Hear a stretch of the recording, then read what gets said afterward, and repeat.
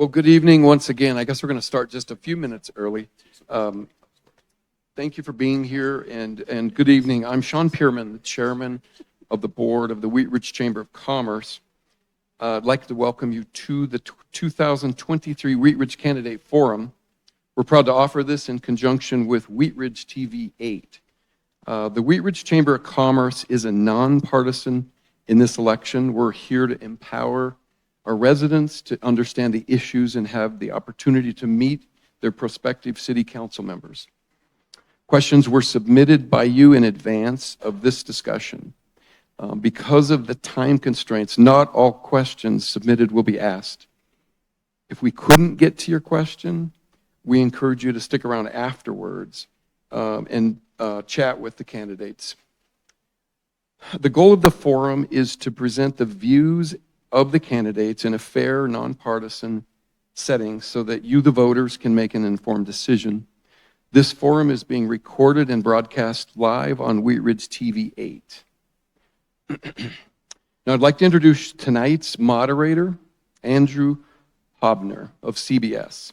Andrew graduated from the University of Colorado Boulder. Yay, Boulder, that's where my oldest son graduated as well. And many years later, remains a proud Buff. His career in journalism started at KTWO-TV in Casper, Wyoming. There he learned the buckhorn role and covered everything from Cheyenne Frontier Days to Josh Allen's star turn on the Wyoming Cowboys football team. After that, he headed to Eugene, Oregon to lead the sports department at KEZI-TV. There he covered Rose Bowls and Fiesta Bowls, the College World Series, the NCAA Final Four, and his next role was reporting at CBS News Sacramento, where he covered everything from an earthquake in Humboldt County to the Sacramento Kings playoff runs. Andrew's glad to be back where it all began, in Colorado. In addition to his reporting across the state, he's your reporter for Jefferson County. He's glad to be telling stories that are important to viewers, often reporting on Wheat Ridge specific issues. Please join me in welcoming Andrew Hobner.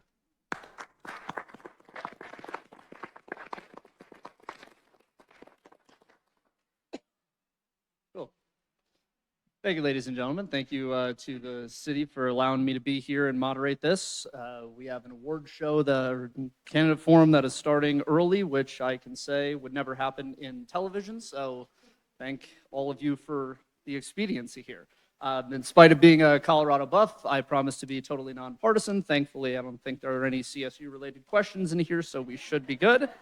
And I think generally glad to be here and glad that we're able to offer this opportunity for everybody. So now we begin our questions. So each of our candidates here has 2 minutes to respond. We're going to rotate the order in which each of you speaks, and everybody has the chance to speak for each question. So the first question, and relatively easy one before we get into the hard fare: what do you love the most about living in Wheat Ridge, and what steps could you take in your position to preserve and protect those things? Corey, you're up first.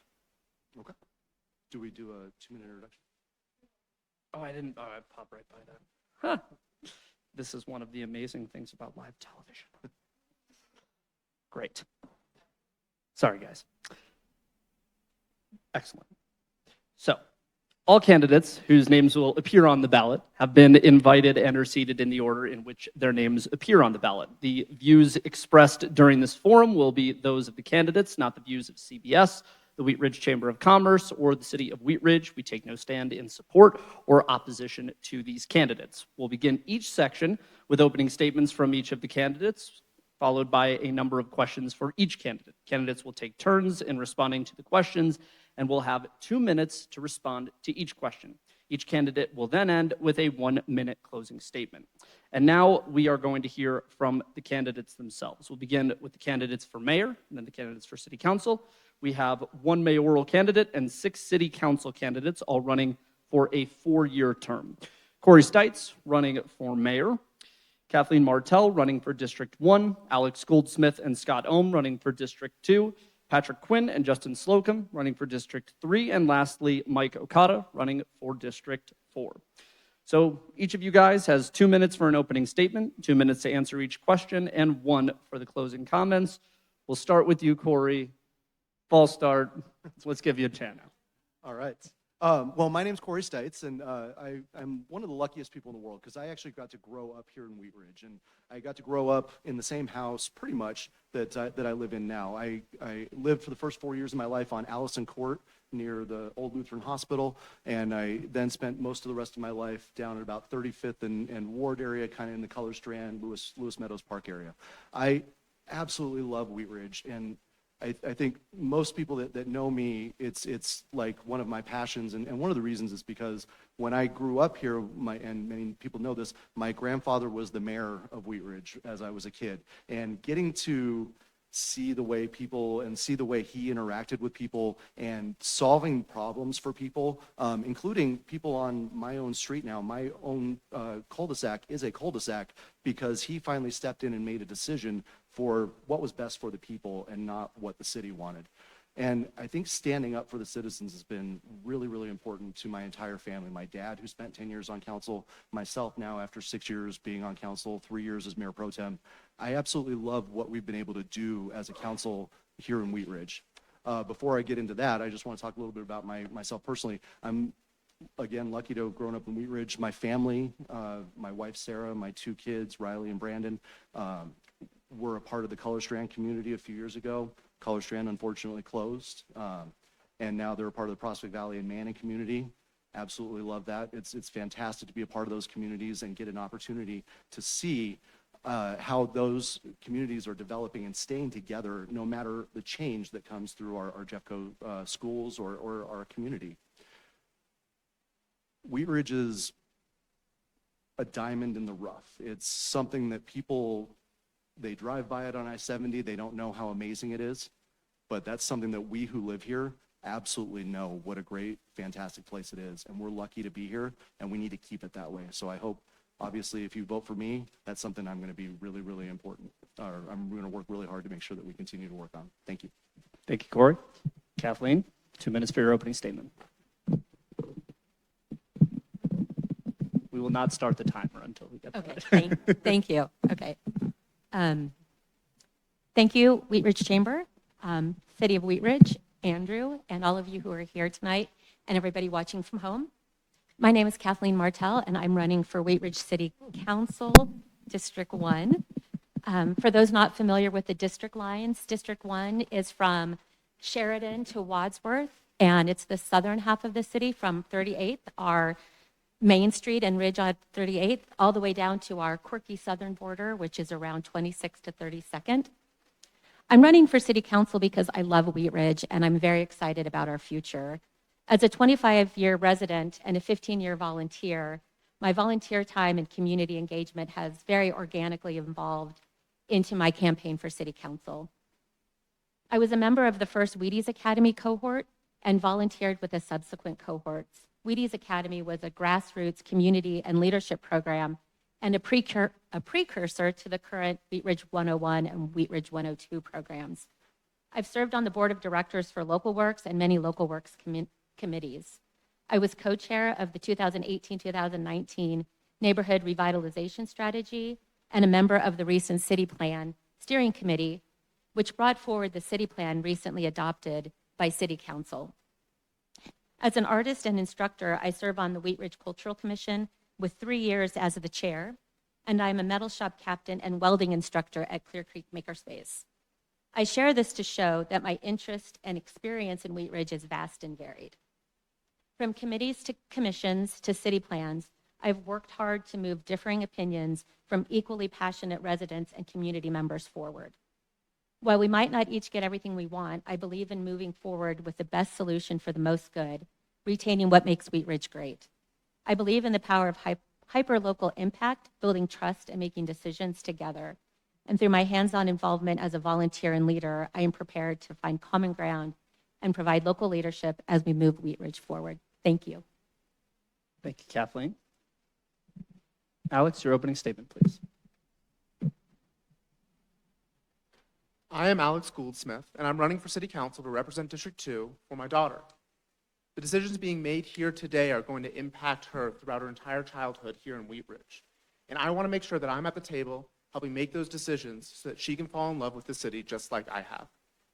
I want my daughter to grow up in a neighborhood where kids can walk to school safely, get ice cream with their friends, and be able to trick or treat on welcoming streets. I want my daughter to be able to have the freedom to travel throughout our city at a young age. That vision drives my commitment to safer, more accessible infrastructure, especially along 44th Avenue, which is the backbone of District 2. We need to focus on continuous, protected corridors for pedestrians and bicyclists to connect our parks, our gathering spaces, our businesses, and our neighborhoods. I am also running for City Council to give District 2 a choice in representation. Over the past 2 municipal elections, we've had uncontested races.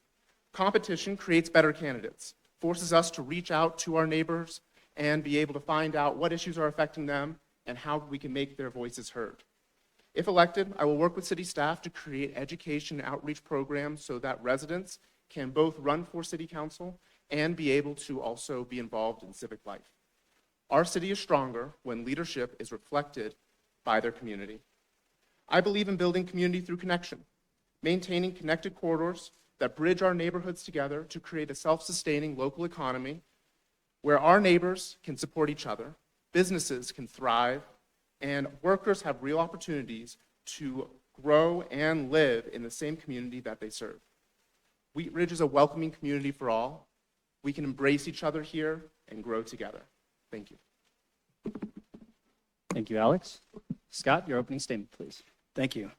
I'm Scott Ohm, and I'm running for re-election to Wheat Ridge City Council District 2. A person asked me if I like politics. I like helping people in my community thrive.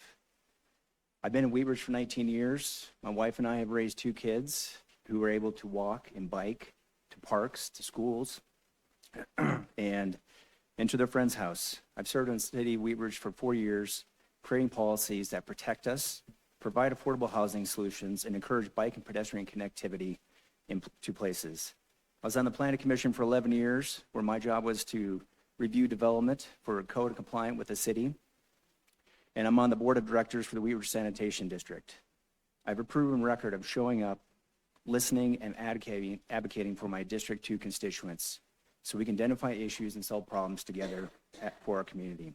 I'm a landscape architect, so I spend my days designing streetscapes, affordable housing, and projects that conserve water and keep the community safe and livable. Working closely with developers, city staff, and builders has taught me how to balance big ideas with real-world constraints and how to turn good plans into projects that truly benefit Wheat Ridge.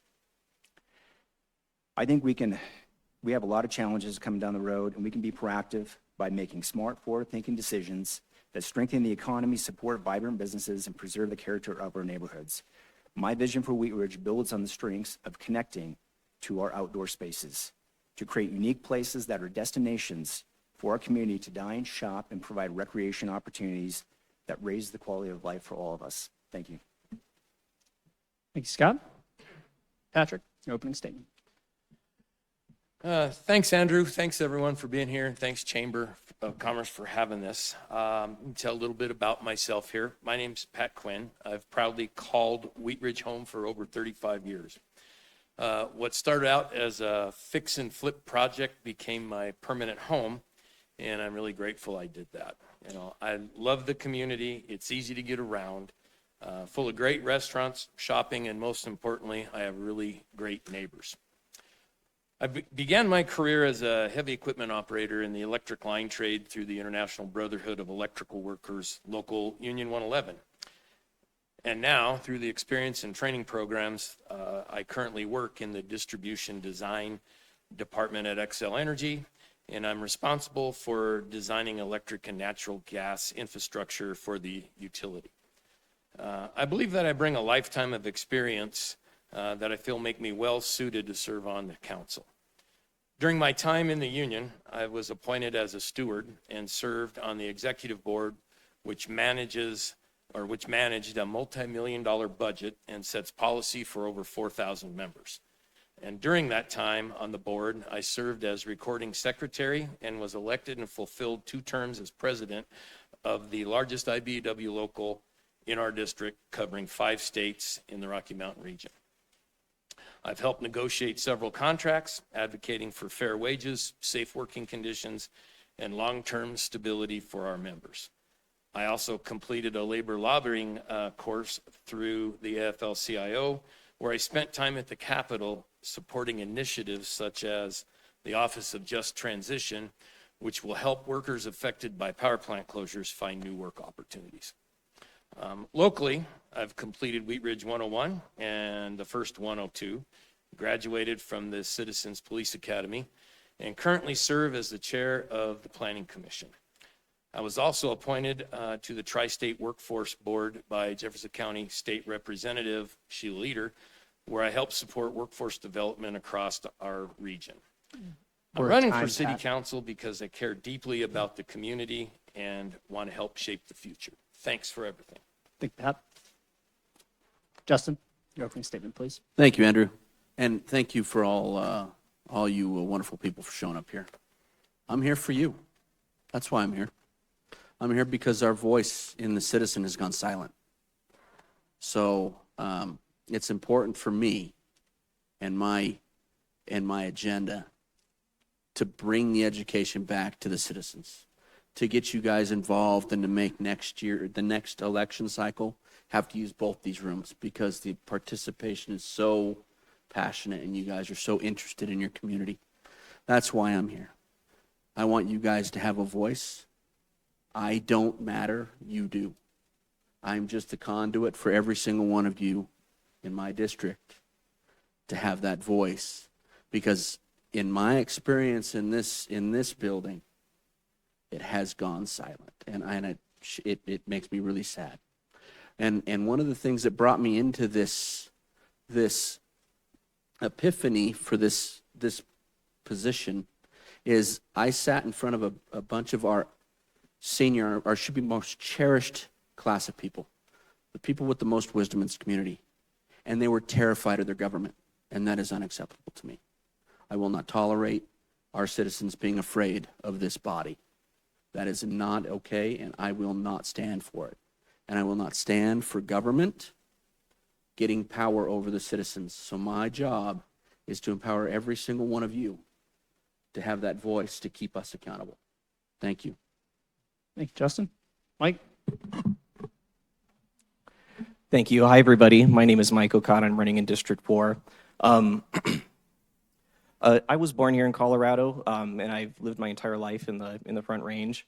I grew up on the north side of Stanley Lake, and I went to college at CSU in Fort Collins. So, Andrew. Sorry, we can be friends here. Indeed, we can. My wife and I have had the privilege of renting our home in nearly a dozen cities throughout the state of Colorado. And to name a few, we've lived in Firestone, in Longmont, we've lived in Arvada.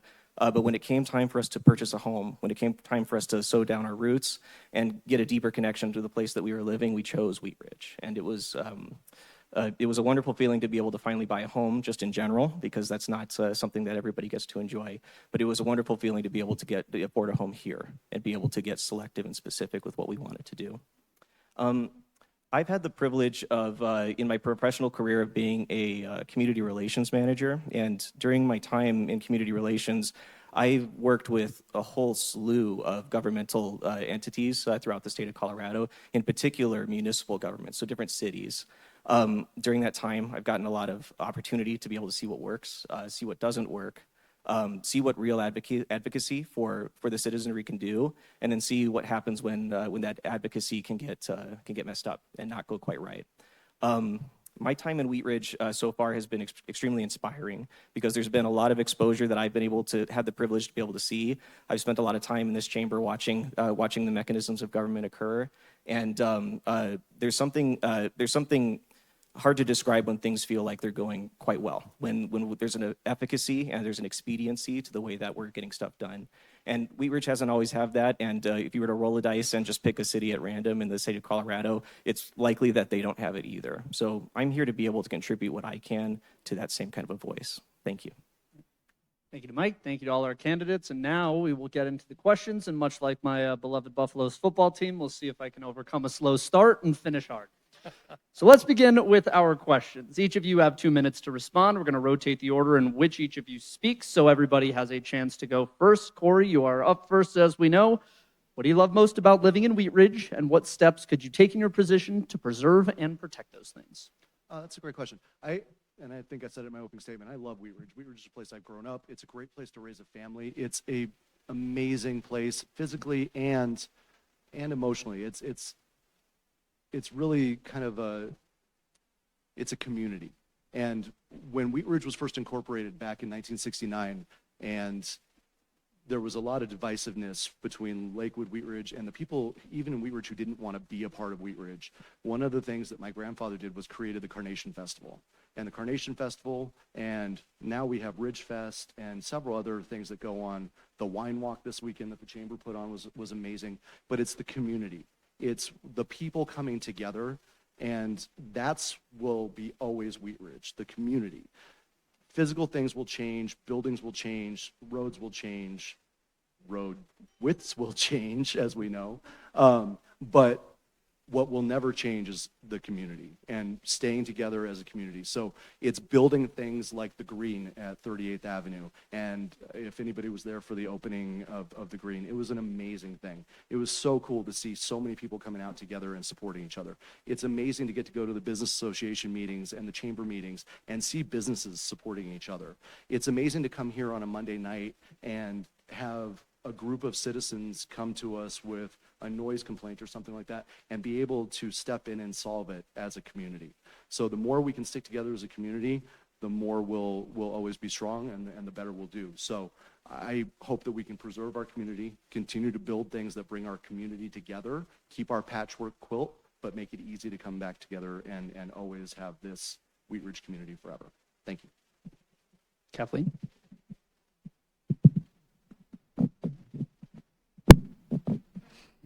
Thank you.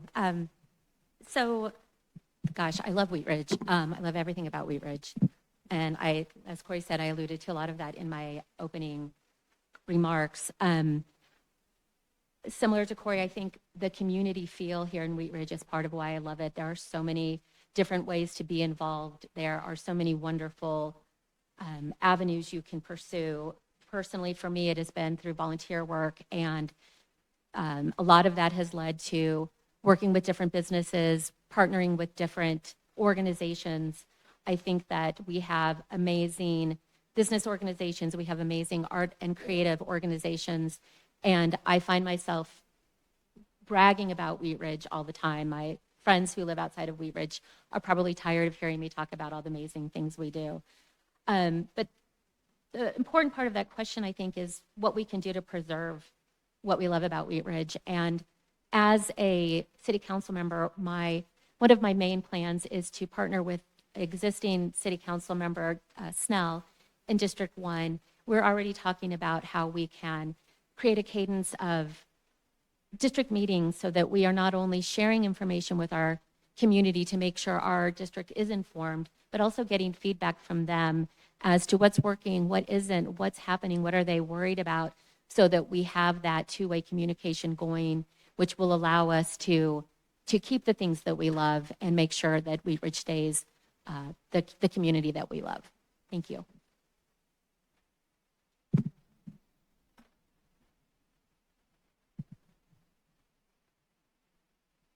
What I really love about Wheat Ridge, among all the other things that these other candidates have said so far, is the open spaces and the commitment to bringing together third places outside of people's homes and gathering spaces so that we can get to know our community.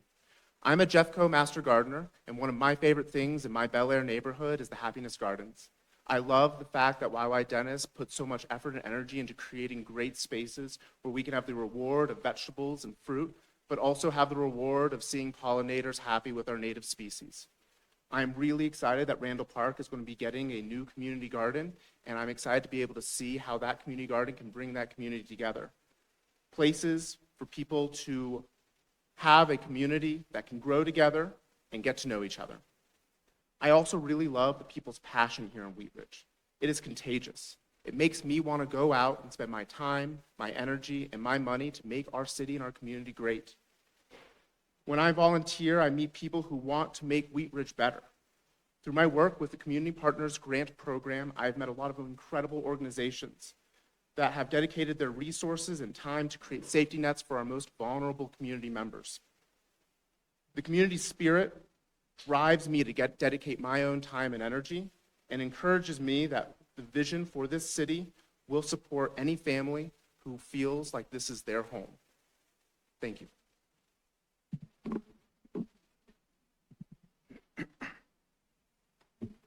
All yours. Thank you. What I love about Wheat Ridge, I think, it's definitely, I'll start with community. I'm very, very pro-community. I'm very supportive of community. And I see the community always supports each other.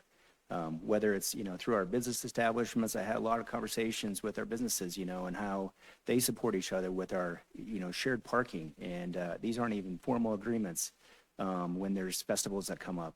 And, and then having, access to all our beautiful parks, our trails. I see people walking their dogs through my neighborhood, and I feel like that's kind of like a way to kind of keep some eyes on things in our neighborhood and saying hi to those people. Whether it's the beauty of the trees, our open spaces, and having the opportunities. I feel like so many times I connect with somebody and they ask me like, how can I get more involved in the community? We have a really strong, I would say, a really strong record of having a diverse community that supports each other. And we have a really good reputation when and it's not just in Wheat Ridge, but when I travel and I meet with other city council members and mayors, Wheat Ridge always comes up. And there's so much respect for the name of Wheat Ridge because what we do here is something different. We do have a tight community. We have a lot of different celebrations. And I feel like between the diversity of people, the diversity in our housing, there's a lot of opportunities to get involved with our city. It's beautiful. I love seeing all the different people that I know and meeting new friends and connecting with them and saying, and it's usually about like, how can I help make Wheat Ridge a better place? Thank you. Thank you, Scott. Patrick? Thanks, Andrew. Scott stole everything I was going to say. I think that it's hard to answer that question. What do I love about Wheat Ridge? It's probably easier to say, what do I not like about Wheat Ridge, which there really isn't anything. I've lived in my little house, like I said, for 35 years, and I've seen the neighborhood ebb and flow with kids and folks move in, have a few kids, and watching them grow. Favorite times right around the corner, seeing little kids in their Halloween costumes show up. And I think it's really cool to see the ebb and flow. Then they kind of go on to college or school, bigger schools and move on. I think that's what I really love about it. It's the community, the family environment. You see that at, as Corey said, the opening of the green on 38th. A neighbor of mine has her grandson is a autistic kid, and she's like, this is a really nice, inclusive playground. There was a lot of thought that went into it, and she was really happy and had her grandson, or brought her son and the grandson to the opening, and they played on the playground there. I think one thing that we need to do to preserve that is, as Alex had said, we have that community grant funding mechanism. And I'd like to see that grow a little bit because in this day and age, there's a lot of people that need help. The food bank, when I was here last Monday for the study session and the community grant committee gave their recommendations, there was a lot of outfits that kind of got cut off, and I'd like to see them be able to get the grant money to prosper. I'd like to make sure that we're able to fund roadways to keep sidewalks better so the kids can get to school. And that's just a few of the things. Thank you, Patrick. Justin? Thanks again. What do I love about Wheat Ridge? First off, I love seeing all of you guys here. Each one of you is an opportunity for me to learn, and that's amazing. My great-grandfather moved to Wheat Ridge in 1951. I'm a Colorado native. He was a boiler maker. He built the at least helped build the steam engine, part of the team that used to go around Lakeside. So, you know, the memories I have from when I was a small child, going to their house, barbecues at great-grandpa's house, 4th of July, walking across the street to watch the fireworks show. That's what I remember about Wheat Ridge. I didn't know it was like, you know, you're little, you don't know Lakeside, you don't know Wheat Ridge, you don't know any of that stuff. It's just all one big, beautiful memory. And I want to see all of those things in this community grow. You know, we get so busy in this hustle and bustle life we have, it becomes so kind of washed with our careers and our busy lives that we forget what really brought us joy as children and why we actually work for a living. We work for a living so we can afford to enjoy our lives. I see children riding their bikes up and down the neighborhood. It's getting to a point where kids are out playing again. It's a beautiful thing, and making more opportunities to educate our youth and to get people out there enjoying this community, to encourage the next generation to continue Wheat Ridge the way we see it, and it just to be this beautiful memory they get to live their entire lives. That's what I want to do. I want to create educational opportunities for children so they can learn how the civic side of things work from a young age, to maybe they get involved in these city politic things where they can start to learn and represent their communities the way I hope I can, and to make their communities just as proud of them as I hope you guys will be of me if I get this opportunity. Thank you. Thank you, Justin. Mike? Thank you. Love most about Wheat Ridge. I probably won't hone in on one thing, but I love Heine's. Heine's is pretty cool. The 38th on the green, another pretty awesome feature of our wonderful city. But if I zoom out and I think about it in a broader sense, we have the community that I live in, the townhomes that are at Ward Station, we're brand new. A lot of us are first-time homeowners. Some of us are retirees that decided to downsize and sell their larger homes. We're a new community that's on the north side of I-70, and we're kind of separated physically from Wheat Ridge to a degree. But I feel like if you were to take our community and just plop it down brand new, fresh in a whole bunch of cities, we would be kind of on our own, and we'd be kind of fending for ourselves. It would be, how do we build something that's us and purely us in the context of this larger scheme that is a little bit irrelevant? In Wheat Ridge, that certainly wasn't the case. We very immediately felt connected to the community. We very immediately felt outreach, not just from city staff, but also from the folks that are representing us and doing the civic government stuff.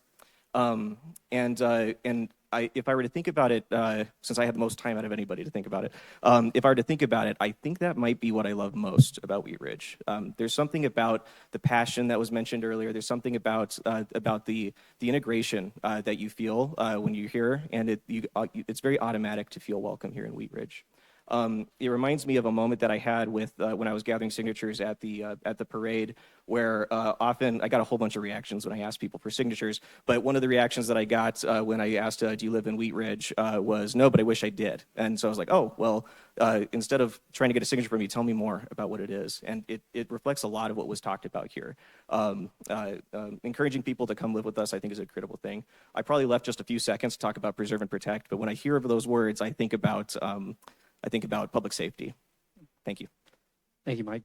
Now, the following questions the rest of the way have been submitted by residents, and for those that are watching online, for those that are here that have submitted, we very much appreciate all of you that did submit. And if your questions were not answered in the course of this candidate forum, we'll also be answering some of them on the city's Facebook page as well. But for now, we will go with the ones that we have, and we will start with you, Kathleen. The question is, what do you believe is Wheat Ridge's most urgent challenge, and what steps would you take to address it? So I think the most urgent question facing, or most urgent challenge facing Wheat Ridge right now is housing. It's not just facing Wheat Ridge, it's facing our county, it's facing our state, it's facing our whole community. As a landlocked city, our opportunities to create housing stock and housing variety is limited to what we have. We can't grow into more space, so we need to be smart and thoughtful about how we use the land that we have. And I think that to have a diverse housing stock is very important. I think that it needs to include affordable housing and it needs to include market rate housing. And I also think we need to be very aware and inclusive of our population that are renters. I believe that renters should feel just as welcome and a part of our community as homeowners.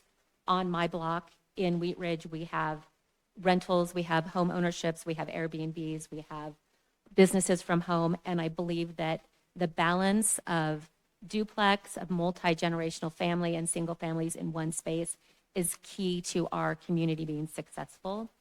And I think that we do that by looking back to the results of the neighborhood revitalization strategy, where we really heard from our community that our corridors are a great place to look at increased density while allowing our neighborhoods to keep their look and feel of their the character of their neighborhood. And with the affordable housing strategy and action plan, we have tools to actually put those types of decisions into place. Thank you. Thank you, Kathleen. Alex? So I think that you're going to hear a lot about affordability, housing, and cost of living when we're talking about what's most challenging for Wheat Ridge. And of course, we need more diversity of housing. We have a huge demand to live in Wheat Ridge because we all love Wheat Ridge, and we know people are moving here because they not only love Wheat Ridge, but they love the Denver metro area as a whole.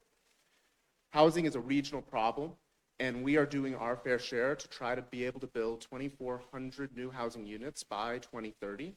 But we need to do more than just building house. We have an aging housing stock as well. I am incredibly proud that as one of the recommendations of the Race and Equity Task Force, which I was a co-chair of, we recommended the city create an affordable housing fund, which currently brings in about $400,000 through short-term rental fees. City Council and city staff is looking for other ways for money to be able to fund that fund. And I want to be able to see new programs being developed. Adding in first-time homeowner mortgage assistance programs is going to be able to allow our young farmers to be able to afford the houses that they can't currently afford right now, to be able to stay in the community that they grew up in and that they loved, and to be able to know that they have a place that they can always call home. I want to make sure that we are keeping people rooted here, because people being rooted here strengthens the fabric of the quilt that makes our community together. When I was canvassing, I talked to a lot of people that were interested in not only having a place to be able to step up for our younger generations, but a place to be able to step down for our older and senior residents. Being able to have spaces that you don't have to necessarily rent but can still own, that don't require a lot of stairs and allow you to be able to downsize is incredibly important for our city, to be able to have that diversity and keep residents being able to age in place in the community that they've loved for decades. Thank you, Alex. Scott? Thank you. I think there's two urgent challenges. And so the first one, yes, affordable housing. We absolutely need more affordable housing. And the city's crafted a lot of policies. We need a diversity of housing. We have NOAA, which is a naturally occurring affordable housing. And seeing that different housing, the land is at a premium, and so it's really hard to find areas in the city of Wheat Ridge. And so we usually are partnering with the federal, the state, and the county, and helping to fund the Foothills Housing Authority for that affordable housing. The other thing I want to, on that housing note, is that so we have the land, we have the policies in place, but what we are sorely lacking is we don't have the people to do the work, the trade people. We need to start focusing on not just where these houses are going to go, but we need to start looking at how are we going to train the people of the future, the trade schools of doing the electrical and the plumbing and the construction. And I think that's something that as I look through the, our area here where we have Warren Tech trade schools, we kind of have this donut in the middle here where I think that's something we really need. And I'd love to see a partnership where we are teaching high school kids how to do these trades, how to have a job when they come out of high school, and teaching them how to design. That was something that growing up as a kid, I was able to go through. I had the opportunity to go through a 4-year program, and the end result was going to be at that 4th year that we would all build a house for like an affordable housing project. But unfortunately, my dad got a transfer and I ended up becoming a landscape architect. So everything worked out. Thank you. Thank you, Scott. Pat?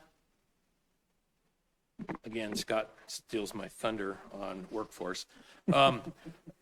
I'll pick up where kind of Scott left off. Because he's not wrong. The trades we need a lot of tradesmen. And as a matter of fact, through my work with the Tri-County Workforce Board, they're going to have a forum for high school, 8th grade and up, October 15th. That I'm trying to get the word out to have both my tradesmen there, and then the students will show up as well, so they can learn they can find out about the trades, because it's not necessarily a lost art. I don't want to say that, but it's a very high demand workforce that we need. Another issue with all the rain that we've had here in the city. So football analogy, I was offensive lineman. So those are like all the hidden, the guys that are no one talks about until they screw up, right? Just like our aging infrastructure. We have storm sewers here that are falling apart. And with all the rain that we have, we need to come up with creative ways to figure out how to fund and fix them, whether it's relining, replacing, rebuilding. That's something, if we have a good, strong infrastructure, that is the backbone of the mechanism of our community. So we need to have those fixed and working adequately, because it's like the plumbing in our house. We don't think about it until it backs up, and then it's a big emergency. And I know the storm sewer at the bottom of the street where I live is going to be packed full, and it's going to be a lake. And one of the neighbors said, if you get elected, fix that. So that's what I'm going to try to do. Thank you, Pat. Justin? Yeah, so talking to all my constituents in my area, I'm gonna tell you what they think our biggest issues are. They want a sidewalk on 38th Avenue from Youngsfield to Kipling. They want sidewalks from Kipling to Wadsworth on 32nd. They want the government to do what they promised they would do. They want things to be easier through the permitting process. They don't want ugly wood fences put up next to their beautiful brick fences because it doesn't meet some strange code that could have easily been taken care of in our city works. Things like this don't need to happen. We don't need to fight our citizens. We need to find a way to work with them to make their lives easier and to make this community what we all really, really want it to be, our own. We want to put our mark on our property. We want our property to be sovereign. We want it to be crime-free. We want it to be, a welcoming community for guests. The 38th Avenue Park that we just put in the greens, it's beautiful. I was out there for the grand opening, and it was just such a beautiful thing, and we need a lot more of that. Open space, that is another humongous topic that these people want. So that is what the community is telling me they want. So those are our biggest problems, and I want to find ways to get those problems solved. Thank you, Justin. Mike? Thank you. In regards to most urgent issues in Wheat Ridge, the one that I'm seeing right now, we have a beautiful city plan that was just approved by City Council, 15-year city plan. And looking through it, I have a lot of things that I support, a lot of things that make a lot of sense to me. But it's expensive. We have a lot of things that we're going to have to pay for, quite a lot. Creative fundraising, municipal fundraising is a phrase that I've heard a few times, and it really takes a lot of very critical thought about how are we going to be able to afford the things that we need to do as Wheat Ridge. Pat mentioned the storm drains and the sewer systems, which are far behind where they need to be in terms of their maintenance, and that's going to be an expensive piece of what we need to do in order to be able to get things fixed back up. So to me, the most urgent issue, which is a pretty broad issue, is us talking about how are we going to be able to fund these different things. So a lot of that takes very long-term planning. A lot of that takes a lot of careful thought processes to what do we believe in our core is justified for a TIF. What do we believe? Where are the creative sources that we can be able to gain tax revenue and be able to invite new businesses in that can generate tax revenue? Or look at some of the neighboring municipalities that we have and identify some of their mechanisms that they've been able to do. To get a little bit more micro-focused, one of the issues that I think that has been brought to me by people that I've been talking to, especially on North I-70 folks, is we have a Kipling target, a target that calls itself the Wheat Ridge target. Its address is Wheat Ridge, but technically it's in Arvada. So when I point this out to some of my neighbors, they get quite surprised because Corey likes to remind people, if you can find it in Wheat Ridge, buy it in Wheat Ridge. And some of us, for a period of time, were thinking that we were actually going and buying that in Wheat Ridge. Thank you, Holteen. I think you're in the audience somewhere. You're the one who originally pointed that out to me, and I think it's a critical thing. But yeah, funding. Thank you, Mike. Corey? Lots of great options to choose from here. Housing is definitely a huge, huge thing.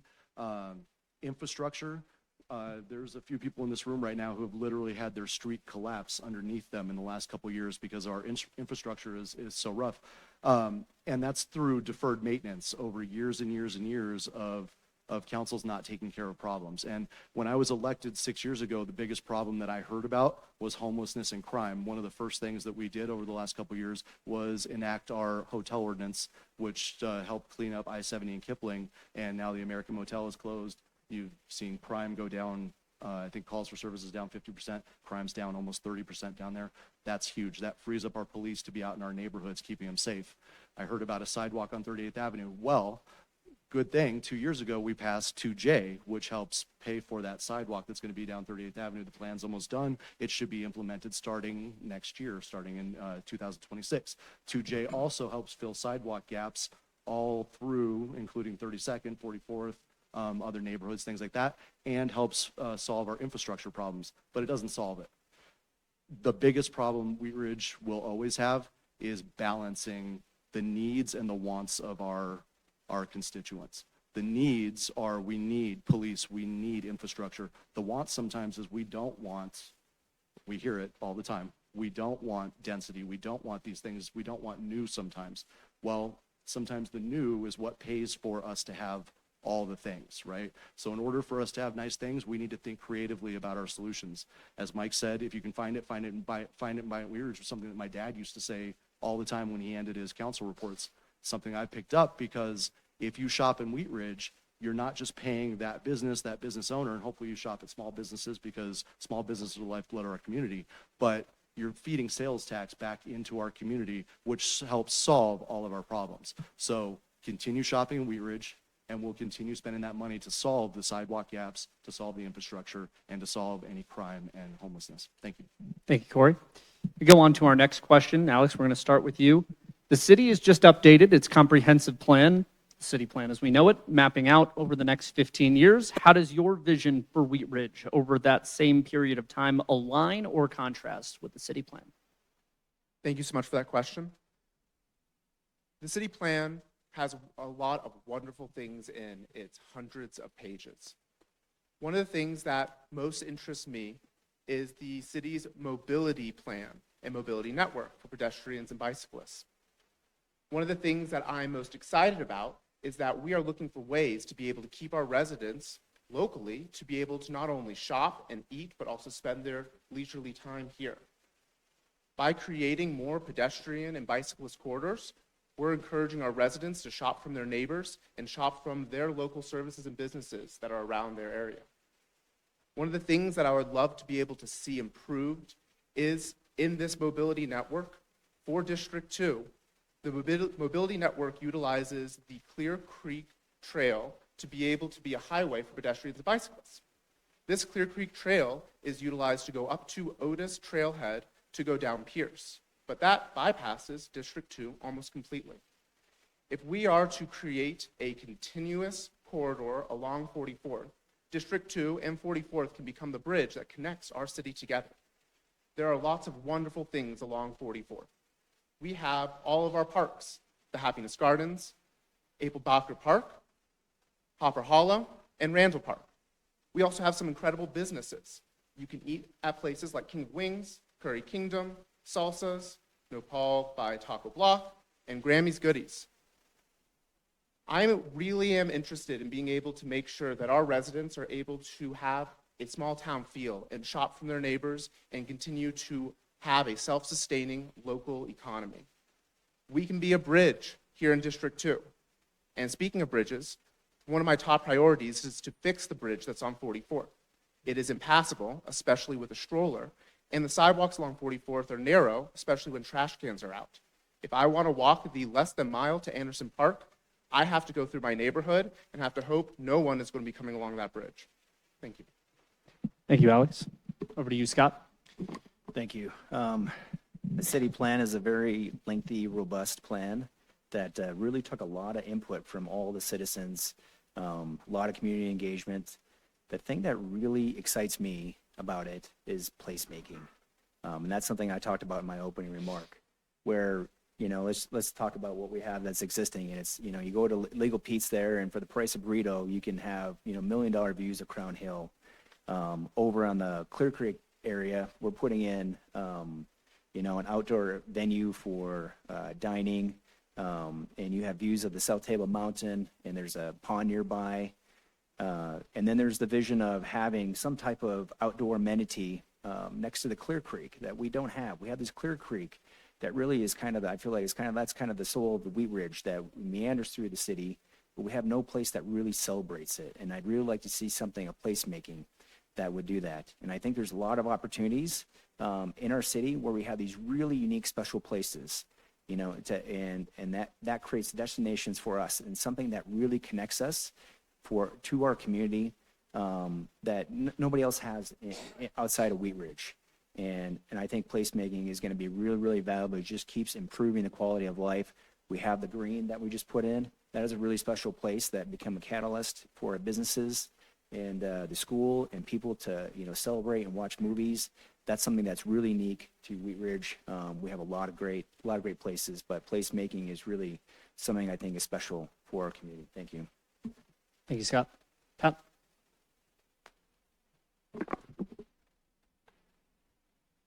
The city plan is huge and has a lot of broad opportunities for us to look at. And I think what we've heard here is a lot of, you know, we have to figure out a funding mechanism along with housing, along with, as Scott had said, the placemaking, places where people want to go, have thriving businesses that people can get to, rather on bikes, walk, or on cars. It's a huge opportunity for us, and I am really excited about seeing the implementation portion of it. It's been a while in the making of it. Being on the Planning Commission, we've been at each and every step of the way where they gave us updates. I've participated in the community forums. And I'm really excited about how we get to the end. And hopefully, it's going to be a thoughtful, long process. And I'm really excited about how we're going to connect all the dots in the patchwork quilt that we have. Thank you, Pat. Justin, to you. Well, I think the plan, believe it or not, it's got some good things in it. But I think a lot of that community involvement, that participation, was there with a predetermined outcome. I think there's a lot of missteps in that huge document, that huge plan. There's a lot of community concern in certain areas, roundabouts being one of them on 38th. Annexation of certain properties, encroaching on people's properties they've had for years. I think there's some concerns, and I'm concerned. And the citizens in my district are concerned. And I think we need to revisit some of these things and iron some of these concerns out to make sure it is a plan that we can all live with long term. Obviously, infrastructure is a huge thing we need to consider, and it is huge. I hear everybody talking about business here, but I don't hear a plan to increase business. The Lutheran campus is a huge opportunity for business. Sales tax from businesses is how we fund our services. Property tax is a small, roughly 20% that comes back to the city. I don't know why we're focusing so much on housing when businesses are what fund, this city. and that pay for our infrastructure. We need to start finding opportunities for businesses to come in here that are going to be successful, and they're going to encourage community spending to bring those tax dollars back to this city so we can all have these beautiful new parks and nice sidewalks and streets. That's what funds those things, not houses, not high-density housing with no parking. You know, a community that's not pushing back on a state government that's encroaching on our sovereignty here with no parking or very low parking because they live close to a bus line or a train line. These are unrealistic expectations for our citizens, and quite frankly, it's discouraging, and it's going to force people to not want to be here anymore. And that's not what I want. We need to make a community that we can all be proud of, not be force-fed things from this, state. This body needs to push back to get what we want. That's what I want here. Thank you, Justin. Mike? Thank you. The comprehensive plan is a long read. There's a lot in there, but I would say I align pretty tightly with what's existing in the city plan. The feedback process, from my perspective, when we were going through and engaging with the city and talking with city staff, reading the documentation and the posters and being able to participate in those different areas, definitely had a feeling of engagement to it. So that there was a piece where you could identify as a human that I'm doing something here in that regard. Beyond that. I saw the comprehensive plan and the iterations of those pieces, and I saw some pieces of that change in regard to some of the feedback that I was hearing. I gave some feedback myself that didn't cause a change. That's is a part of what me and my neighborhood is dealing with up at Ward Station. But to me, seeing that feedback be generated in the moment, being able to talk to those people and understand from the other side of the city what they're wanting to get done, and then seeing the plan change was a critical piece to me. There are definitely details inside of the document that I align with, that I think are critical for us to talk about, some of which have already been talked about. But I think one of the things that I align with the most about the city plan is the way that the city engaged with the citizenry to be able to get that feedback. I didn't get everything I wanted, of course not. Not everybody did get everything that they wanted.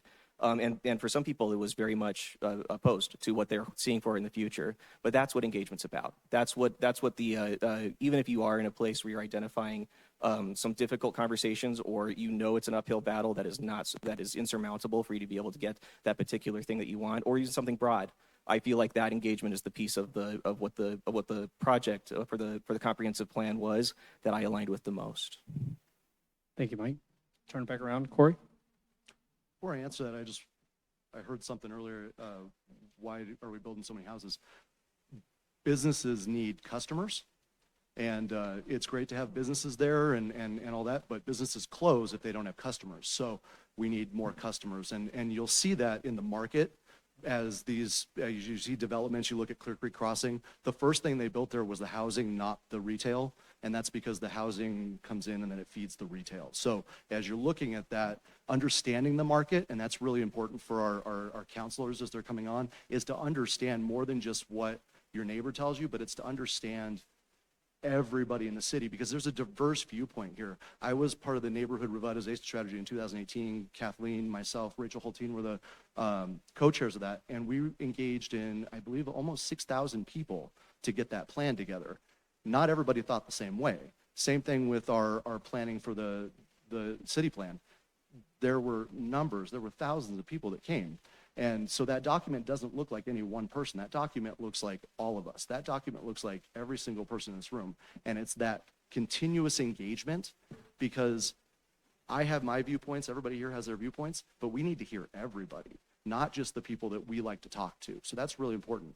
And I think as we move forward in acting this plan, it's continually going back to the citizens to do checkups and to ask their opinions about how do we move forward with this, and continually going back to make sure that they're engaged every step of the way. Because the 2005 NRS that talked about 38th Avenue fell a little bit flat on its face in 2010 through 13 when the city kind of just went out and did things, right? It's engaging the people and making sure that they're on board with what we're doing as we move forward. And I think that we've seen that. We've seen petitions and different things like that. fail over the last couple of years because the citizens are on board with what we're doing. So that's important that we continue to have that as we move forward in acting this plan. Thank you. Thank you, Corey. We'll wrap with Kathleen. So I align pretty closely with the city plan as it was adopted by City Council. I was a part of that steering committee that brought the final city plan to City Council and was involved in a lot of different conversations between the steering committee and in the open houses with the general public, and sat in on other meetings as presentations were being made to different groups.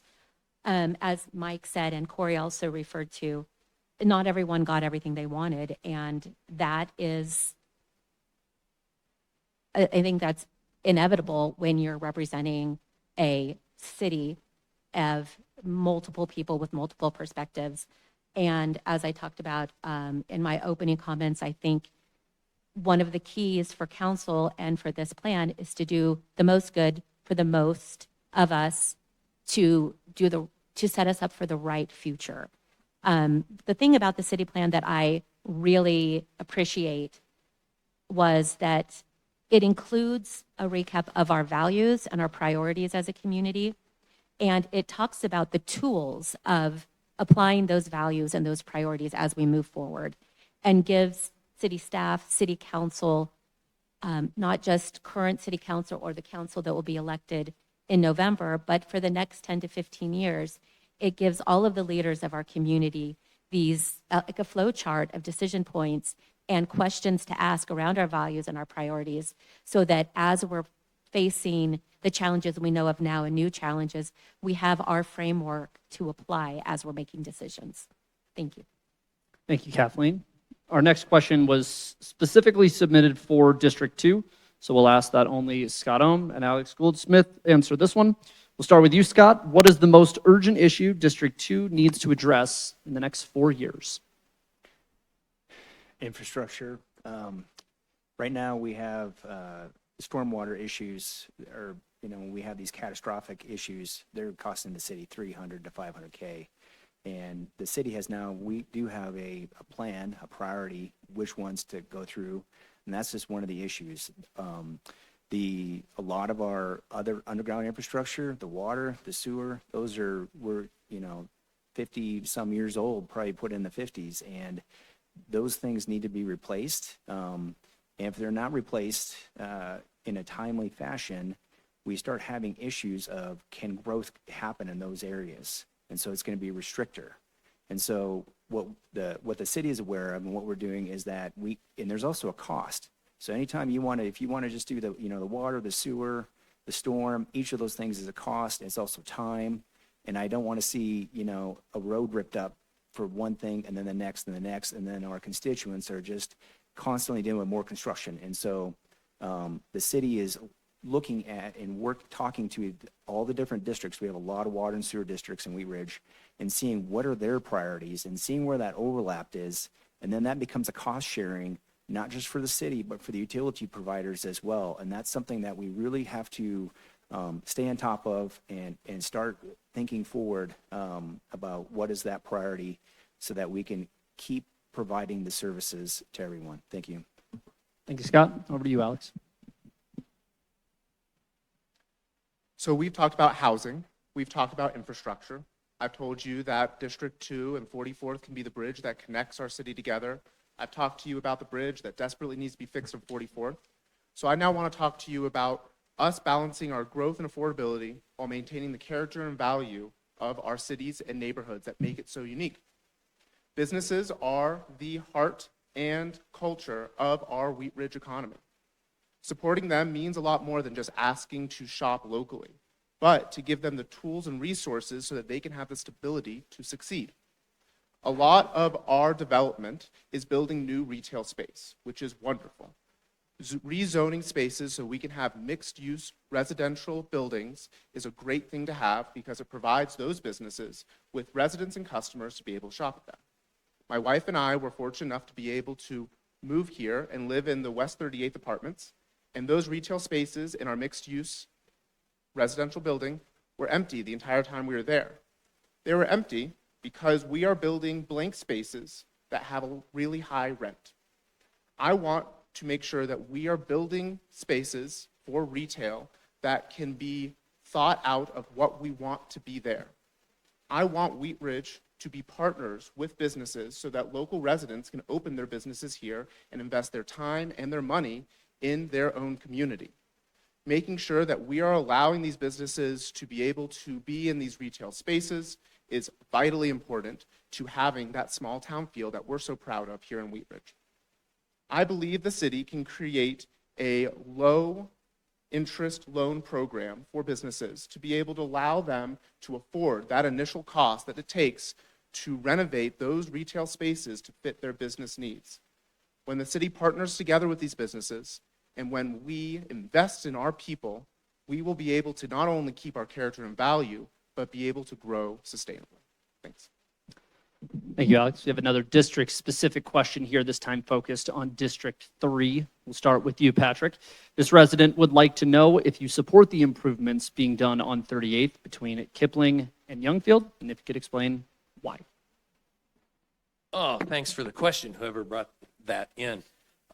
Absolutely, I was a very big proponent of the 2J bond issue when we ran that last election cycle.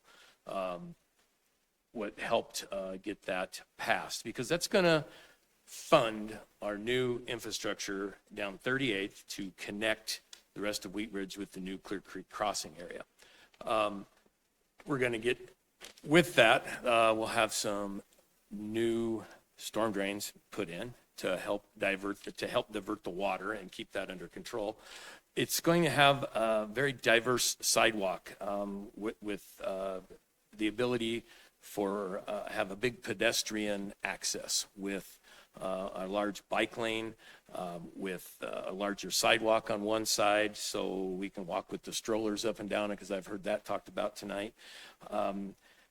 And the construction of it is going to be within the right-of-way limits that's going to be there. And it will, the alignment is going to help slow traffic. I believe there will be the roundabouts there, but studies have shown that that's kind of a continuous intersection. Instead of having a stoplight where it stops up the traffic, we can keep going, albeit at a slower speed, but I think everybody wants everybody to slow down on that road and to maneuver around the roundabouts. They have that on Old Golden Road downtown where the cruise is. It's pretty exciting. You know, a lot of people love to go do the cruise down there. And I think with these improvements, it's going to interconnect Clear Creek Crossing with the rest of Wheat Ridge, and I think that's a win-win for everybody. Thank you, Patrick. Justin? Oh, can I be for something against it too? Thank you, Michael. I think the improvements are needed. I think the implementation and design is flawed. I'm sorry I didn't introduce what I do for a living. I work for the Colorado Department of Transportation. And let me tell you what, calming lanes and roundabouts, they may look good on paper, and studies in Europe may show they work great. They do not. They don't work well with our traffic flow. They cause accidents. I've witnessed multiple bicyclists run over by cars in those roundabouts because the right-of-ways are unclear. The education in our driver's education courses are unclear. We're getting off of what we know and have learned as drivers into these new realms we haven't been educated on, and we're just not there. We're not educated enough to safely utilize these roundabouts and calming lanes. They cause terrible accidents in a lot of cases. And don't get me wrong, all intersections are very, very dangerous. But roundabouts, they're a challenge for children. It's a racetrack, and they're going to go around it as fast as they can. And there's going to be cars going through houses, I would predict, more people, pedestrians, bicyclists, children on 38th, one of them across from the park there. I see them as very dangerous. I think we should be piping the ditch and not encroaching on the north side of the 38th Avenue area on Parfait. There's a lot of room on that side. Ditches are definitely not the greatest thing. They collect trash. They cause setting water, mosquitoes, things like that. We could be doing a better job with this plan, not taking over the sidewalk on the north side. So I'm very concerned with the plan, and I think it could be done better. It does need to be done, though. Thank you, Justin. So we will go to one additional question here from one of our residents, and this will start with you, Justin. Could you speak to how the city of Wheat Ridge is addressing crime, including some of the new technology being used to support our police officers out in the community? This resident is especially interested in your perspectives on the new speed cameras. Well, I am so glad they asked that question. I am a new member of the graduating class of Citizens Patrol over in Wheat Ridge, and let me tell you what, we have a fantastic police force. And I can't always say that. The previous chief I was not a fan of the way he was doing things. Chief Chris Murtha has been a fantastic breath of fresh air, and let me tell you what, he's turned this city around as far as crime goes. The Kipling area, we all know it's not in my district down there at the I-70 area, but let me tell you what, it's really cleaned up, and that says a lot for our police force. I had a detective call me recently over some political stuff, investigating some crimes, and let me tell you what, they were on it, and they're interested in getting to the bottom of these crimes. They're using drone technology, camera technology. They're using all these high-tech things that are fantastic, and I believe that it's probably in the interest of our city and the police department to probably consider building them a more practical facility for their police force to help incorporate their technologies to house our equipment and to house criminals in a proper cell environment that meets requirements. I'm definitely not for adding a new city hall, but I would definitely be for, and so have my constituents mentioned, that they be for a better police station and more facilities for the police force because they've really earned it. Thank you, Justin. Mike, to you. Thank you.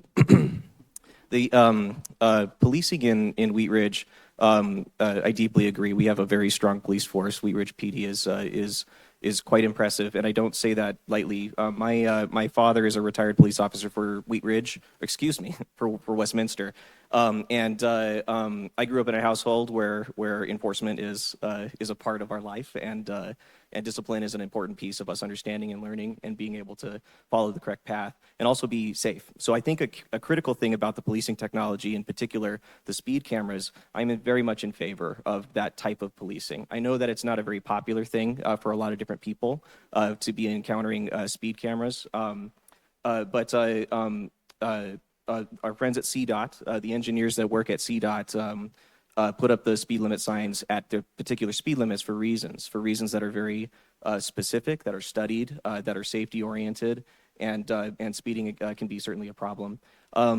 Speaking closer to District 4, both on north and south side of I-70, I've talked to residents that have been living there who have been experiencing not just a lot of high-speed traffic, excessive speed that is clearly dangerous.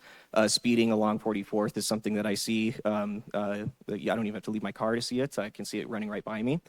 So those kinds of things are really critical. Up where I am, Ward Road is a very, very speedy area, but even that small road on the north side of us, 54th, that road is not used to having cars on it. Now that we have the parallel, we've got an apartment complex up there. We've got the townhouses that I live in. There's a lot more traffic, and something about having a lot more traffic means that people think that they need to go a lot quicker. One piece about policing technology that came up in a recent study session that I thought was very interesting was an inquiry on enforcement of traffic noise with technology. It sounds like the technology is not there, but I am very much so looking forward to a day where we can enforce noise ordinances in that same way. Thank you. Thank you, Mike. Go around the corner to Corey here. Thank you. We have the best police force in all of Colorado, if not the nation. And we work on community policing. Our chief is very big on getting our officers out in the community. And one of the coolest things that we do as counselors is after they graduate from the academy, the chief brings in the new officers to come in and meet all the counselors and present to council. And it's one of my favorite nights every year. It's really cool. As far as our police force and what they do on the streets, I already talked about the 50% drops in calls down to I-70 and Kipling, freeing up our police force to be out in our neighborhoods. Technology does the same thing for us. The speed cameras we can pay an officer to sit there with a little gun and tag everybody that comes by, or we can just tag everybody that comes by 24/7, because you shouldn't be speeding whether or not an officer's there, right? You shouldn't hit your sister whether or not mom's there, right? So we want to make sure that people are just doing the right thing. So as we use technology, the cameras are huge for that. It's been on the news a few times, but our officers are using their body-worn cameras. They're using AI to transcribe their reports, and then they're checking it, and then they're checking it to make sure that it's right. But that frees hours of time for them to get back out on the streets. So they're using more of our tax dollars the right way. Nobody wants to pay police officers to be in here typing reports. We want them out on the streets, engaging with the public, stopping crime, stopping speeding through our neighborhoods, because that's one of our biggest complaints that we get, and just making sure that we're doing the right thing by our citizens and make sure that we keep our citizens safe. So thank you. Thank you, Corey. Thanks for watching CBS News, too. Appreciate you watching our stories. Kathleen, over to you. Thank you. I'm going to steal somebody else's line and say Corey just took all of my points. But I fully respect Chief Murtha, and I think he's doing a fabulous job, and our force is doing a fabulous job. I am a fan of the cameras for speeding, and do we have a red light cam yet, or is that something that's coming? I agree with what Corey said. I think they're excellent tools to allow efficiency and allow our officers to be in the community or following up on crimes or other activities where their attention really needs to be focused. I also agree you shouldn't hit your sister, even when mom and dad aren't around.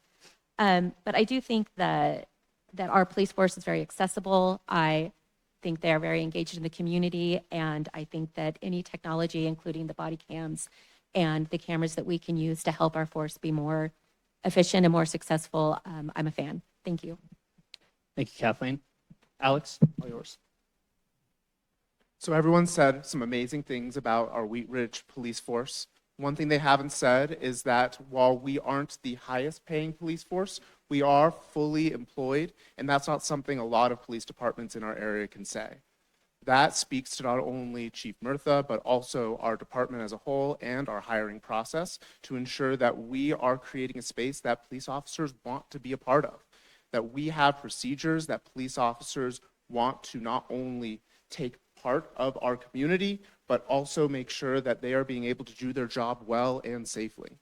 I was part of Wheat Ridge 101, and we got to tour the police department, and they have some incredible technology from drones to cameras that are able to successfully do their job correctly, and we have also reduced crime, as Corey has said. One thing I'm really proud of as well is that the Race and Equity Task Force made a recommendation to create a non-emergency line that people can call, and that is something that the Wheat Ridge Police Department has partnered with other metro districts in order to be able to make sure that we have space to be able to call people that aren't the police as well, to be able to help us in non-emergency spaces. This is incredibly important when it comes to our homeless navigator, when we're just trying to give people the right resources so that they can be able to thrive in our community. Those people are the most vulnerable in our community as well, and we need to make sure that we are reaching down and helping them out. And that is something that our police force takes a lot of pride in, and that's something our city takes a lot of pride in, listening not only to our community, but our task forces and our committees as well. Thank you, Alex. Over to you, Scott. Thank you, Andrew. Back to the speeding cameras. I've been advocating for a couple of years. I have a lot of constituents that have complained about speeding in their neighborhoods. And the tools were, back then, you could get a speed hump in front of your house, and that might help. But sometimes what would happen is then the next street over, everybody would avoid those speed humps and they go the next street over. Having police officers patrol helps for about a day or two, and everybody realizes there's a cop there, and then after the cop leaves, it's back to speeding as usual. And so the speed cameras, what they've done is that they're silent. They don't flash. They just take a picture, and thanks to our state of Colorado changed laws, the tickets are, typically about $40, and it doesn't go on your record. This has been what Chief Murtha calls a workforce multiplier. I've been advocating I want these traffic cameras to be mobile through my entire district. Not so much for the gotcha, but it's like we need people to slow down. I've been advocating for red light cameras. I can't tell you how many times I've been trying to get to city council meeting, And as I'm trying to get out of my neighborhood, somebody's blowing through the speed light. We're not talking 30, 40, we're talking 50 miles an hour. This needs to stop. I want our city to be safe. I want our district to be safe. And I think this is it's been a great idea. And then we get to the revenue. How do we pay for the speed humps? City doesn't have the money. Now we have something that's generating revenue. So if we want, we can use the revenue from the speed cameras to use that for the speed humps. And potentially there's some other things that might come up. You know, I don't know if we'll have enough revenue to potentially use for affordable housing, but I am strongly in favor of where we come with the speed cameras, and we're going to have red light cameras soon. I just want everybody to slow down and, you know, be safe in our community for our kids and everyone else. Thank you. Thank you, Scott. We'll wrap up with Pat. Well, going last kind of stinks because everybody has said all the good stuff. What can you say about the Wheat Ridge Police Department? They're not in the news, and that's a very good thing.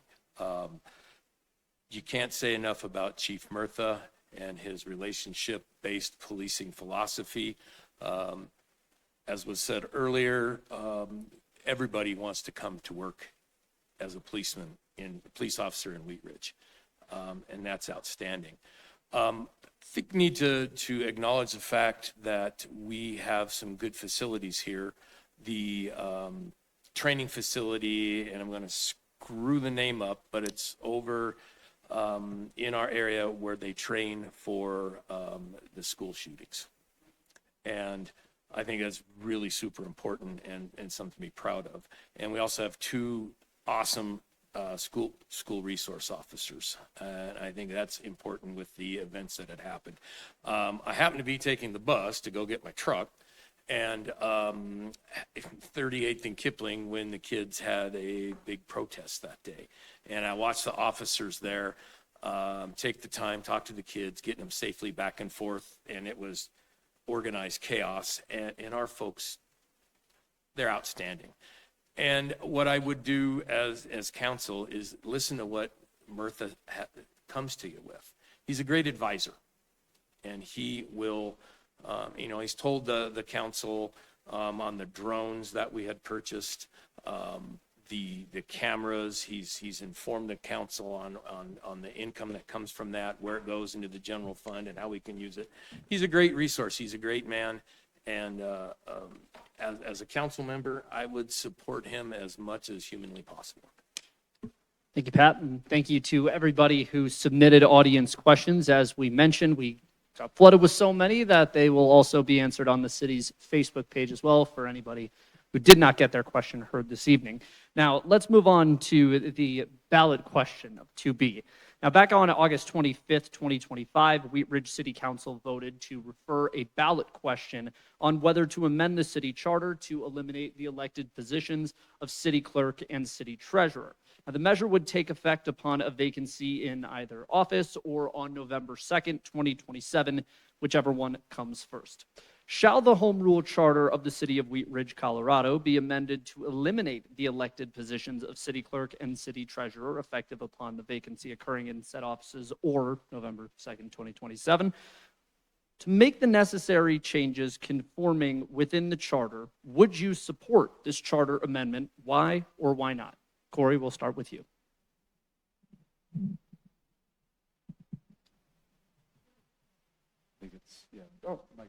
Oh, it said Corey on the list. Sorry.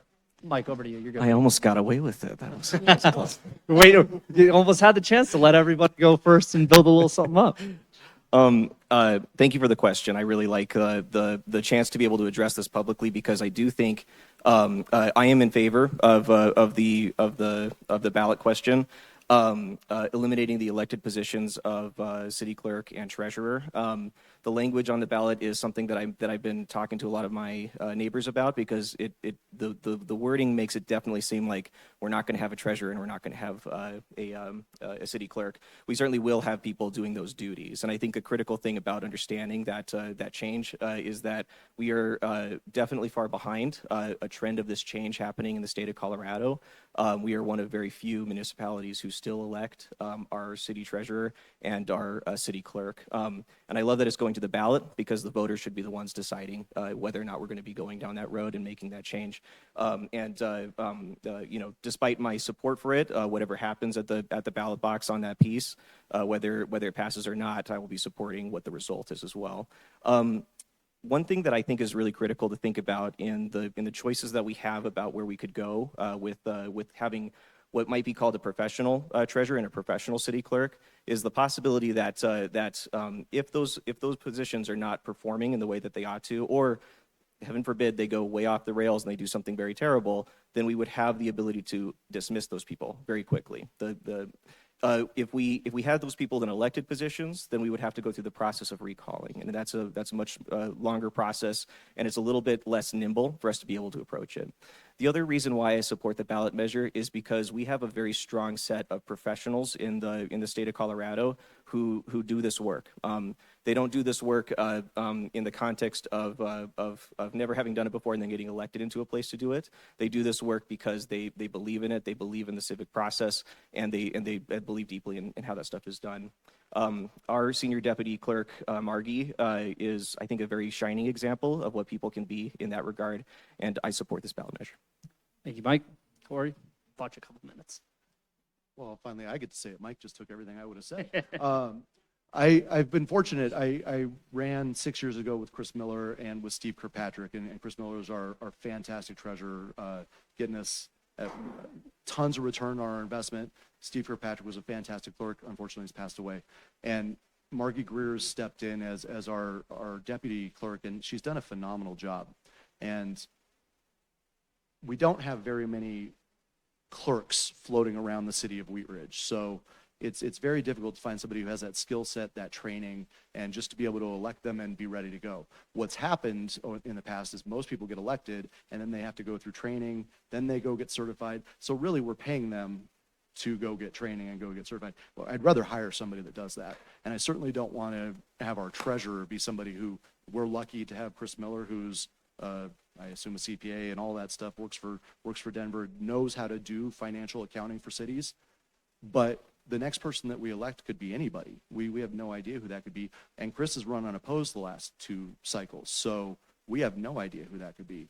And if they don't do a very good job, it's great sounding to be at the will of the people, but I don't think most people in the room have thought about the city clerk or the city treasurer very much in the last year. You have no idea what they've been doing. Thank you again that we have a fantastic staff and Chris is an amazing treasurer, but it's important that we have people to supervise those people and to make sure that they're doing the best for our citizens. And this does that. It's a little bit close to if you were here in the 90s when they did the switch from the strong mayor to the council and manager form. Things have changed. We have 30,000, 35,000 people that live in the city. We'll be able to pull the best clerk, the best treasurer from wherever. We can open that up to a national search if we want. So we're going to pull in the best people. We're going to make sure that they're supervised and they're going to do the right thing. So I would definitely support 2B. Thank you. Thank you, Corey. Kathleen? Thank you. I absolutely support 2B. For many of the reasons Corey said, I think that we have been very fortunate with Chris and with Steve Kirkpatrick that we have had very good elected officials in these roles. I'm worried that our luck might run out. And I think that if we had hired positions of qualified candidates, it will provide stability and longevity in those very important roles. So yes, I support it. Thank you, Kathleen. Alex? 2B is actually a culmination from the Race and Equity Task Force recommendation. One of my core memories of the Race and Equity Task Force was that we sat through and read through the charter to be able to understand and point out discrepancies that the charter might need to update with our modern times. Steve Kirkpatrick, the late Steve Kirkpatrick, came on and told us that an elected city clerk was something that was rare to find these days. The biggest problem with having an elected city clerk is that the city clerk oversees the election process as a whole. And so the city clerk is overseeing their own election. To be able to make this into a professional position that is appointed by our city manager means that we're able to focus on the duties of these positions. I don't know if you guys have listened to Chris Miller present on the budget as treasurer, but he is very good at what he does. And as Corey mentioned, not everyone that gets elected is very good at what they do. And so we want to make sure that when we have these very important positions here in the city, that they are managed and appointed by the boss, by the city manager, so that they can focus on their duties and they don't have to go through the training required just because they were elected. Thank you, Alex. Scott? Thank you. Mike, you got this. I just want to say that in addition, we've been very, very happy with our treasurer, and we had a robust conversation because we want to see like how did Steve Kirkpatrick and Chris Miller, what did they think of this process, and how did they feel about us even considering that? So we had a lot of conversations, and for the reasons that have been discussed, we decided we should. This is something I think that's really important. We should put this before on the ballot to the people. I'm definitely in support of it. I think we're really fortunate and lucky to have Margie as our deputy city clerk. Very professional, very credentialed, and I think having a staff members to the city is something that we're very proud of. We have such a excellent staff all around, and the city makes really good decisions in hiring staff. And so I am 100% in favor of this. Thank you. Thank you, Scott. Over to you, Pat. Yeah, when I first initially heard about this measure, I kind of reacted a little emotionally. It's like, oh, we're going to get rid of some elections, and I was a little hesitant. But then you sit and you think about it logically. Those are very highly skilled positions and require people that, let me put it this way. I don't want any journeyman lineman I know that decides he wants to run for office and be a treasurer because they can't balance their own checkbook. I want somebody that's a professional that can make sure the treasury funds are taken care of, as with the clerk. When you sit and think about it as a whole, those are highly skilled positions, and I think it's a good idea to have a professional clerk and a professional treasurer in those spots. And so I would be, and I'm very much in support of this going to the vote of the citizens here in Wheat Ridge, and in support, and personally, I am in support of the measure. Thank you, Pat. We end with Justin. Oh, odd man out. I tell you what, I can't argue with a single thing anybody said here, and Mike said it best. But there's always a but in life, right? I am not for giving away your vote and your power for a hired position. I am not for a greater good argument. We're losing this country for greater good arguments, and that's not going to be good enough for me. It's our job to manage these things.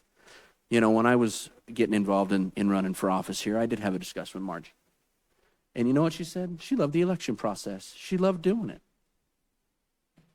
She had a passion for the city and the community and to help all of you, to help us. I'm not for taking that away from anybody, and I'm certainly not for taking away your vote and your power. So no, I'm not for it. But I do agree with every argument here. There's a cost associated with that. And we have to be willing to either eat that cost for, this election process, or do you want to give away your power because you believe the city is going to manage things correctly? You believe our current city manager is going to do the right thing and hire somebody that's going to be nonpartisan to your, to the community and to listen to all your views and not his views? I have a hard time believing that. So no, I am not for it. But I'll let you guys decide. You tell me what you want me to do, and that's what I'll do. And that's all I got to say about it. Thanks, everybody. It's now time for the closing statements. Everybody has 1 minute each. Corey, we'll start with you.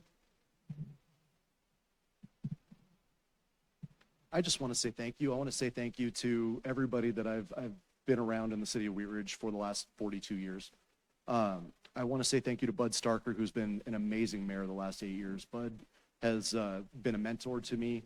Bud and my dad served on council together back in the mid-2000s, and honestly didn't like each other very much. And Bud's given me an opportunity to be myself and not be Mike's son, and I really appreciate that. I also want to thank the citizens of District 3 who have trusted me for the last 6 years to be your representative. I have absolutely loved it. I hope that I've done a good job for you guys, and I guess since I'm running unopposed here today, I think you must have felt I've done something right. But I just really, I want to say thank you, and I want to tell you that I will do my very best to make sure that I live up to the legacy of the mayors of the city of Wheat Ridge, going all the way back, but especially I walk past a portrait of my grandfather every single time I walk through here, and he was the most honest man I've ever met and one of the best people I've ever met. And I look at that and I reflect on that every single time. So I really appreciate all of the voters, all of the citizens for giving me this opportunity. Thank you. Thank you, Corey. Kathleen, closing statement. Thank you. I just want to thank everyone, the chamber and the city for hosting us, and everyone who's here tonight and everybody watching from home. As I said, I've been a volunteer for a long time in Wheat Ridge, and it never was a plan of mine to run for city council. And I thought I'd be more effective, and I've really enjoyed being a volunteer. But when this election came up and I decided maybe it was time to kick it up a notch and run for city council, I just so appreciate the support I've received, and I'm thankful to everybody who was like, duh, or of course, or I support you, or how can we help? And I'm honored and I'm humbled by that. And similar to Corey, I'm running unopposed, so I'm very excited to join council. And I make a promise to everyone that I will do my best. And if I don't know the answer to a question, I will never make something up. I will always tell you I don't know, and I'll do my best to find the answer and to make everybody proud. So thank you very much for this opportunity. Thank you, Kathleen. Alex, your closing statement. Thank you to the Wheat Ridge Chamber of Commerce for hosting us and to the city for organizing this so that our constituents can listen to their candidates' voices and vision of their city to make sure that they're being represented. I have talked to you a lot about me being able to be privileged enough to let my daughter grow up here in Wheat Ridge. And I'm really excited about the opportunity that she has to live the dream that I wanted when I was a kid. To have a city and a community that not only loves and cares about her, but also that she can grow up in and love herself. I am really excited to be able to represent District 2 so that I can represent not just my neighborhood, but the community at large, the businesses, improve the infrastructure so the residents can be able to be connected together, and to make sure that we are building more third places, gathering spaces, so that we can be able to connect as a community and put our hands into the dirt. Thank you. Thank you, Alex. Scott, your closing statement. Thank you, everyone, for this opportunity tonight. Our city is growing, the world is changing, there will be tough decisions, tight budgets. I believe we have everything we need to succeed. Strong community, resilient neighbors, and the people who show up, speak up, and work hard. I will lead with experience, courage, and a vision to make this community stronger. I ask for your support for another 4 years so that together we'll build a Wheat Ridge that is safer, with improved bike and pedestrian connections, where our children walk safely to school, where our businesses thrive through reinvestments in our roads and infrastructure, where sustainability and affordability are our core values. Let's keep moving Wheat Ridge forward together. Thank you, Scott. Closing statement, Pat. Thanks, everyone. Thanks for leading us on this journey, and appreciate the chamber and all of you putting up with this tonight. In closing, I believe Wheat Ridge deserves sensible, healthy economic growth that respects our character while creating opportunities. We need diverse and inclusive housing options, smart zoning that supports both residents and small business, and mobility solutions that keep everyone safe, whether you're walking, driving, riding a scooter, riding a bicycle, or riding a horse like my neighbors behind me. Traffic issues on 32nd and 38th Avenues need real attention, and I fully support giving our police department the tools they need to manage those. Public safety and smart infrastructure go hand in hand, and I'll work to ensure both are prioritized. I'm committed to building a city that works for everyone, where we plan thoughtfully, grow responsibly, and make sure every neighbor feels heard and supported. I want to thank you for your time and hope to earn your vote. It's going to be hard work, but I'm never afraid of hard work. Thank you, Pat. Justin, your closing statement. Well, thank you all again for being here. A lot of my supporters in this audience is fantastic. See, you warm my heart. Thank you very much. I want to continue to meet the rest of you out there and talk to you and hear what you have to say, because that's what this really is. It's all about you. You know, from questions about funding the rec center to the way it's supposed to be, and bringing up operation hours so people have better options to go visit during hours that fit their needs, or to having relationships with our neighbors and understanding the needs of those neighbors, and having a great relationship in our community, and managing the budget, being fiscally responsible, and bringing integrity back to government. That's what this is about. Just bringing that integrity back and hearing your voices, cultivating an environment of inclusion and participation with this community, and that's all I want. So I hope I can get it from you. Thank you all. Thank you, Justin. Wrap up with Mike. Obligatory thank yous to everybody, but genuinely, thank you guys all for being here and participating in the process. Thank you to the organizers and our moderator. This is a lot of fun. I believe very strongly in the power and the importance of disagreement, of us not having the same minds, of us being able to collaborate and talk through and be able to find the best collaborative method to be able to get to some of our results. And so we've seen some disagreement here, and maybe I'm weird, but honestly, that's a beautiful thing, and it's something I really enjoy. For those of you that I haven't met yet, people I haven't had conversations with, please don't be afraid to disagree with me. I honestly feel very, very deeply about that. And if elected this November, I'm committed to good governance, honest and true representation, and transparency. Thank you all.